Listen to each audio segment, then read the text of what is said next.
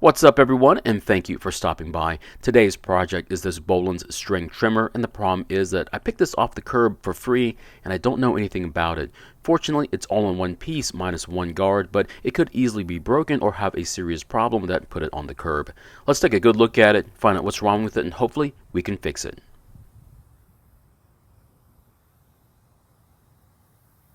In this video, we try and repair this trimmer. However, it may not be the exact repair you need to make to yours. We'll explore other options later in the video. So I saw an ad online for some free trimmers, and this was one of them. The one thing I will say about this one was it was completely caked with old gas and oil, and before I could do any work on it, I had to take it apart and clean almost every single part of it. If you'd like to see the incredibly intense disassembly and cleaning video, click on the pop-up banner on the top right of your screen. Otherwise, there'll be a link in the description so you can check it out when it's convenient.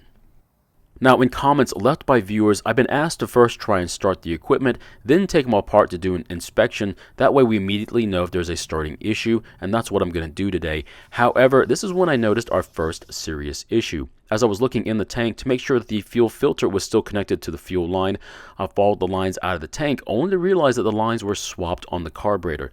That means that the unfiltered return line was delivering fuel to the carb, which it's not supposed to do. Unfortunately, we'll need to take the carb apart to inspect the internal screen for debris anyway. However, I'm still going to put fresh fuel into the tank, prime the fuel system, and try starting it just like I was asked to do. With the dark fuel lines in the discolored purge bulb, it's going to be difficult to see if the fuel system is primed, but I should be able to feel the purge bulb become harder to press when it fills up. If the bulb doesn't fill up with fuel, there's a good chance that the engine may not start. Fortunately, the purge bulb did get tougher to press, and you can kind of see the fuel in the bulb, so there's a good chance that the carburetor might be good.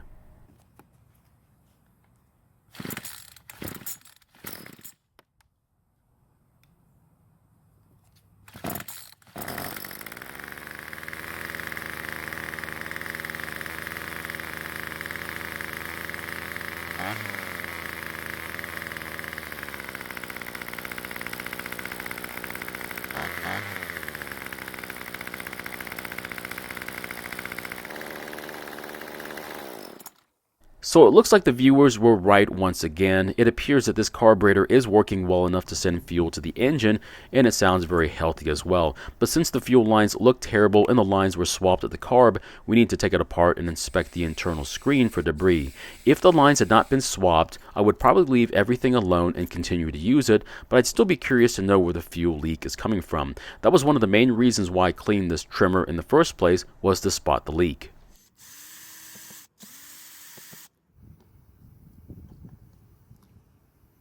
After taking off the pumping section, we can see the internal screen, and as you can see, there is some debris on it. Now, if I continued to use the trimmer, the screen would have completely clogged with debris, and the engine would have stopped because it wasn't getting any more fuel. To try and clean the screen, I'll use some fuel to flush the debris away, then I'll perform a flow test to see if fuel will pass through the screen. But before we move away from this side of the carb, I want to inspect the pumping diaphragm. We want to make sure that these two check valve flaps are parallel to the rest of the diaphragm. The easiest way is to look at it from the side. This one looks good, so we can reuse it. If yours is bent away from the diaphragm, I'd suggest buying a rebuild kit. Now, to perform a flow test, we need to get to the metering diaphragm, which is under this metal plate, and since the engine seems to be running fine, I would expect its condition to be very flexible, which ours is. After that, we can then take it off so we can get to the needle and rocker arm assembly. If yours is somewhat stiff, the engine may not idle or only run when the trigger is squeezed. So to perform the flow test, we need to fill the screen with fuel, then press the rocker arm on the other side of the carb. The fuel should then disappear from the screen. Unfortunately, ours isn't, which is kind of surprising since the carb was working. Now, to fix this issue, we need to clean the screen with some carb cleaner. However, we need to take the needle out to clean it safely. If you try and clean it now, it could damage the tip on the needle. Now, when taking off the needle and rocker arm assembly, just be very careful because the parts are very small, and if you lose any of these parts, you might as well buy a rebuild kit. To clean the screen, spray some carb cleaner on it and then move the cleaner around the screen. This will help break up any varnish that may be on it that's stopping the fuel flow. As you can see, it does take some time, but the cleaner finally passes through the screen. However, it took longer than it should, so I'll keep doing this until the cleaner passes through the screen rather quickly. After I'm satisfied with the cleaning, I'll then do the same test again, but this time I'll use fuel instead. And as you can see, it's passing through the screen rather nicely, so that means we can now reassemble the carburetor. If you're not comfortable doing this kind of work, I'd suggest buying a replacement carb instead. If you don't mind buying an overseas aftermarket one, they are extremely affordable. However, if you don't feel compelled to send your money to another country, an OEM carb could be $25 to $60 depending upon the brand you're fixing. If all possible, I try and fix the original carb. That way I don't have to make this kind of decision. Now, even though the purge bulb on this carb wasn't damaged or broken, I'm going to replace it anyway. Now, these bulbs are not that expensive, and I'd suggest buying a multi-pack to get the best deal. If you're not sure which one you need, you can also buy a variety pack with 3 different types that should cover the majority of all 2-cycle equipment on the market. The last thing we need to do before installing the carb is to replace the fuel lines. I'm not sure why they use the splices the way they did, but it'll be very obvious here in a minute. Now, after wrestling the lines out of the tank, we can see that the holes have been enlarged to make it easier to push the fuel line into the tank. Now, this does work. However, since the holes are larger, it means that fuel has a greater chance of leaking out of the holes. Since the holes are larger than they're supposed to be, I won't be able to use the standard line size either. I'll have to use this larger line instead to pass through the larger openings. That way, fuel won't leak out of the tank. Then I'll also need to use the splices to change over to the correct line size so they fit tightly on the ports on the carb. After pulling the larger line into the tank using my bent pliers, I'll cut off the angle piece that I cut into the line to make it easier to insert into the tank, install the fuel filter, and then push the filter back into the tank. I want to make sure that the filter can reach the opposite side of the tank, as this is where the fuel will be sitting when I turn the trimmer on its side to edge with. I'll then install the return line, leaving as much line in the tank as I want. However, the minimal length would be about 3/4 of an inch. After that, I'll install the splices, followed by the standard line size, which is 3/16 of an inch. When installing the fuel lines, the fuel filter line goes to the brass port closer to the metal plate covering the metering diaphragm, while the return line goes to the brass port closer to the purge bulb. After that, we can then reconnect the throttle cable, followed by the air filter base and its 2 long bolts. Then we can replace the air filter cover. Another reason why fuel would be leaking all over this engine would be a leak from the front seal. Fuel would leak past the flywheel, and the air from the flywheel would then blow the fuel all over the engine. If you get a chance to see the cleaning video, you'll see just how much of this trimmer was covered with dirt and oil. We needed to clean it first, that way we can see if the leak was coming from the front seal. I know the fuel cap says you can use gasoline mix containing up to 10% ethanol, but I would tell you not to use it. The reason is ethanol gas does not store well, and left in a piece of equipment like this can do some serious damage. So when we get this engine started, we may need to adjust the carburetor. For this particular carb, we need to use the single D adjusting tool. However, you may need a different style. Now, you can find these online as a kit of several different types. Now, the screw that's closer to the engine is the L screw, and it's for adjusting fuel flow at low engine speeds like idle. This will sometimes affect the idle speed, so you may need a Phillips head screwdriver to adjust the idle speed from being either too slow or too fast. Now, the screw closer to the air filter is the H screw, and it's for adjusting fuel when squeezing the trigger.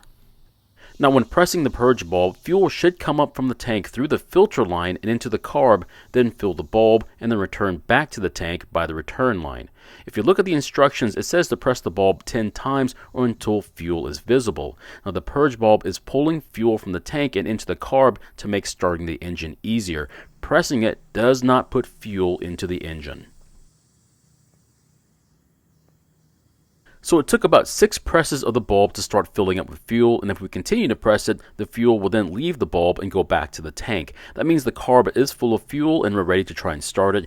If your bulb doesn't fill up, then you may need to take a look at the carb again and see if you missed something.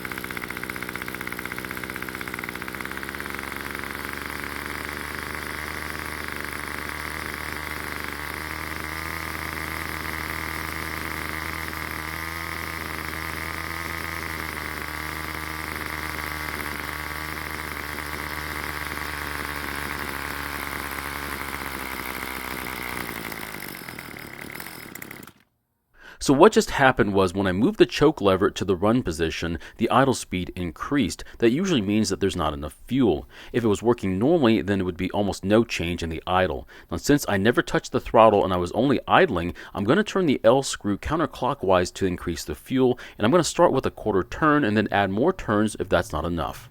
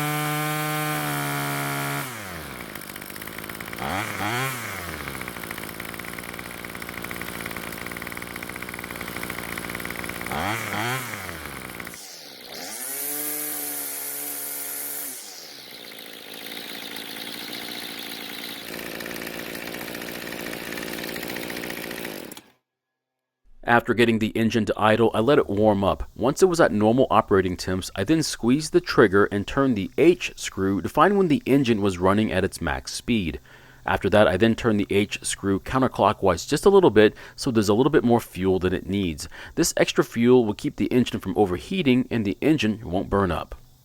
Now after filming, I did use the trimmer around the yard and it performed okay. What I need to do now is let it cool down and make sure that the adjustments I've made to the carb to run well when it's hot also allow it to start easily. If these settings do not work well for cold starts, then I might have to make a compromise and adjust the carb so it can easily get started, but it may not run very well. So my question is, would you ever enlarge the holes in the fuel tank to make it easier to fish the lines through them? I hate to tell you this, but I did do it once a long time ago, and I'm never going to do it again. Thank you for watching. I really appreciate your time here. Please feel free to ask me any questions, and I hope to see you in the next video.